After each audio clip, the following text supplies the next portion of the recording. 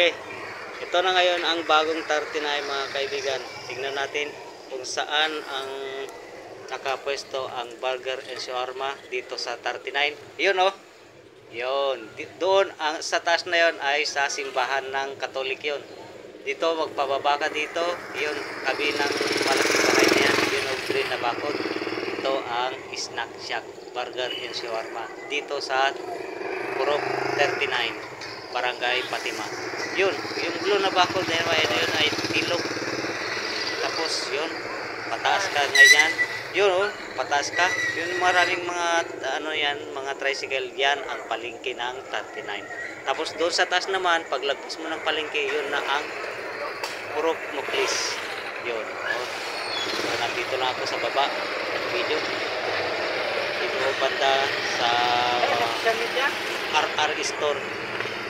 Double R Store. Tapos dito, nandito lang ako naka-standby sa may nagbibinta ng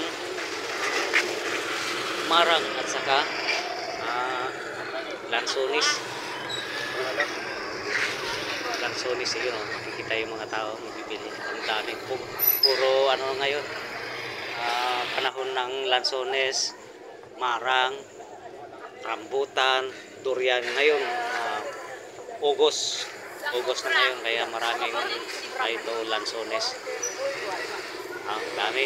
Ayan yan sa town, Jangas, mga 40-45 ang isang kilo, pero dito sa 39 yun, 50 isang kilo na yan. Ito, yung mga snack shack menu, snack shack menu, kitang-kita, yan ang tarpaulin nila.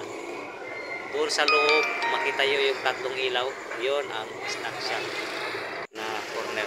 Snack shack corner, yun ang may mga tao. Yan o, yan ako. Pumasok ako sa snack shack bago ko in-video sa labas. Yun ang labas niya sa kahoy na yan, puno ng kahoy sa nagtalikuran ng dalawang bunggo. Yan ang tapat ng snack shack. Yun ang mayari yun, nandun sa loob. Busy, medyo busy sila ngayon. Ay ito ang snack shack, matatagpuan lang po dito sa 39. Yan ang logo nila, snack shack.